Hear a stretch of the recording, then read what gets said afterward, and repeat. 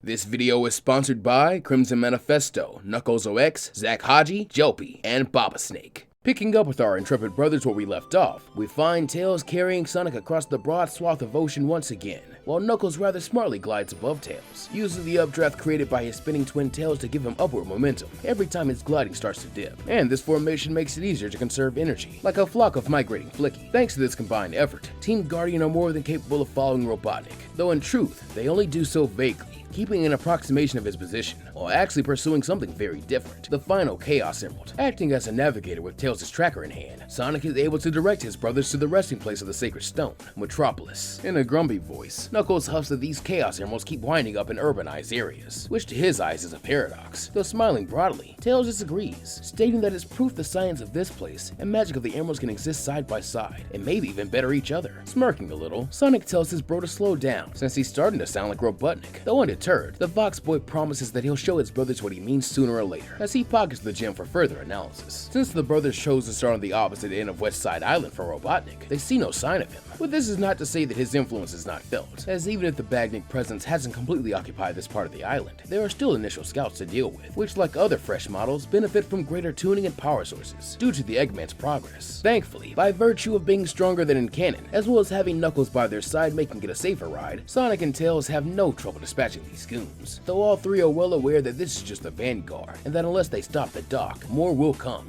and swarm over this place like a plague. Luckily, they already need to reclaim the other 6 emeralds he has in his possession, so a clash between them is inevitable, with Sonic grinning that there's no time left at present, while cracking his knuckles. The elder Echidna brother quite agrees. Heading westward out of Metropolis, the next port of call the brothers face is Oil Ocean, which is actually a non-factor, as once again the ability to maintain sustained flight allows them to just drift over what otherwise might have been a serious challenge. Likewise, the zones of Mystic Cave and Hilltop are equally non-threatening, though not for the same reasons, as here the hero's set to smashing every badnik they come across. This pleases Knuckles, as it mostly means letting his little bros get some battle practice in that he doesn't have to organize, as well as the fact that since he's not acting as their opponent, he could fight alongside them, upping their synchronicity in live combat more than ever, with the results being overwhelmingly positive. However, Knuckles is not the only one who is happy, as while not necessarily the circumstances he would have chosen, this is what Sonic has been dreaming of, a chance to lead his brothers on a high-speed heroic adventure to save the world. What could be better? Well, maybe if these robo-dorks spat out chili dogs when they got defeated, but hey, can't win them all. As for Tails, he is slowly accumulating a considerable haul of tech and spare parts, courtesy of each badnik he and his brothers are destroying, which at their current pace is quite a lot, so that soon he has to give Sonic and Knuckles puppy dog eyes to get them to help carry some stuff, as he's reached his capacity and doesn't want to leave anything behind.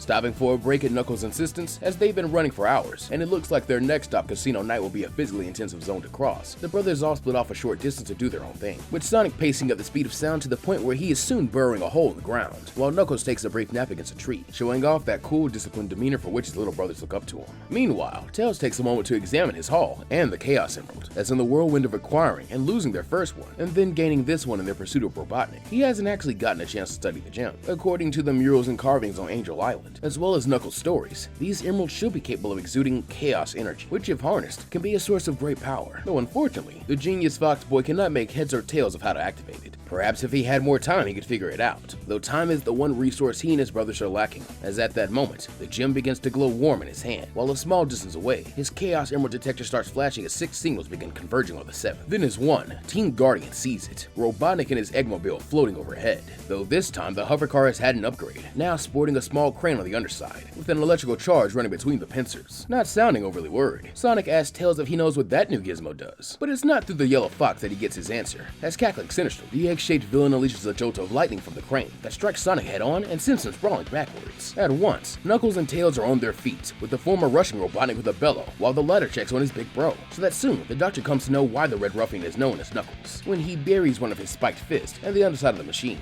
not really caring about being shocked himself after seeing it happen to Sonic, and causing the crane appendages to snap off. Not only that, but the force of this strike is enough to cause the Eggmobile to teeter, with 2 more Chaos Emeralds falling from the basket, much to the doctor's frustration. Nonetheless, seeing that his craft is in need of repairs, Robotnik retreats, though having recovered from the shock thanks to Tails' menstruations, Sonic cries out for his brothers to follow that rotten old Eggman. For a moment, it appears as though Robotnik intends to flee this island like he did the last one, though nothing could be further from the truth, as when the Eggmobile crosses over the water, something begins descending from the clouds, a winged fortress whose hangar bay opens up, welcoming the dock home. Figuring that must be the Madman's new hideout, the brothers make plans to get inside, knowing time is short, as it is already rising back into the sky. Ironically, due to all the tech Tails has acquired, he is now too heavy to fly like they did before, though being smart enough to turn a problem into a solution, he enlists his brother's help in speedily building a rudimentary cannon out of all the robot parts, which in theory should be able to blast them right onto that aircraft. Though the youngest Guardian doesn't say it, due to knowing him so well and not being naive, both Knuckles and Sonic know that if this doesn't work, it'll probably kill them, either by quite literally blowing up in their faces, or sending them flying off course into an ocean that none of them are equipped to swim through. Though having little of the choice, and more importantly, complete faith in Tails, they set to work,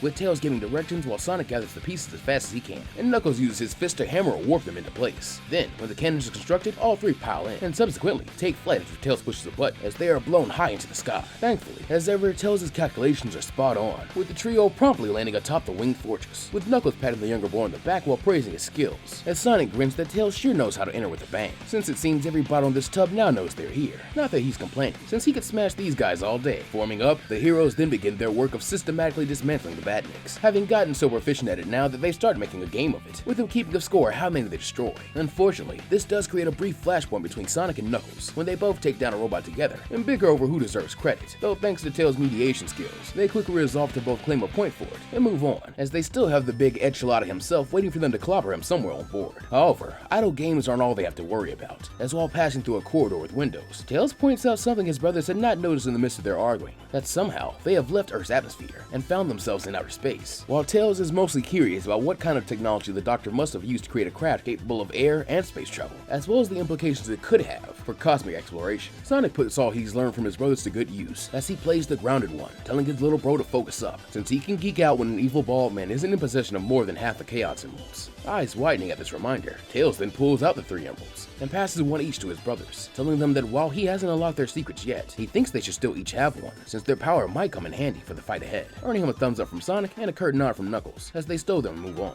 By now, they are almost at the command bridge of this vessel, meaning it is only a matter of time before they come face to face with Robotnik again. In a forceful tone, Knuckles gives the scientists one last chance to hand over the remaining 4 emeralds, with the promise that they will leave him in peace. Though leering maniacally, Robotnik shoots back that these rodents don't understand the situation they're in, so this is their one and only chance to give him his emeralds, or his newest creation will leave them in pieces. Zipping up to the front of the group, Sonic calls this a fat chance, though undeterred. Robotnik just grins that he guesses he'll take the emeralds off their corpses then, before welcoming them to his magnum opus, the Death Egg. Looking through the view screen, Sonic, Tails, and Knuckles are all shocked to see what appears to be a small moon, albeit made entirely out of metal, with the crazy Doc's face on it down to the mustache. Smirking that this is one heck of an ego trip, Sonic then lunges for the stones, with Knuckles having had the same plan, though having been prepared for such brute force. Robotnik and the emeralds quickly descend through a hidden hatch into the Eggmobile, which shoots off like an escape pod bound for one section of the Death Egg, while the winged fortress is pulled via tractor beam into a small deserted hangar. Cautiously, as he's not completely without his cannon Freddy Fox nature, Tails advises his brothers to watch out, since this is probably a trap by Robotnik. Though ruffling the Fox boy's hair, Knuckles urges his youngest sibling not to worry, since if it is a trap, they'll break it, and then they'll break the man who made it. Grinning broadly, Sonic assures Tails that Knux is right, though even still, the youth is somewhat uneasy as they depart the winged fortress and begin making their way down a single undeviating corridor,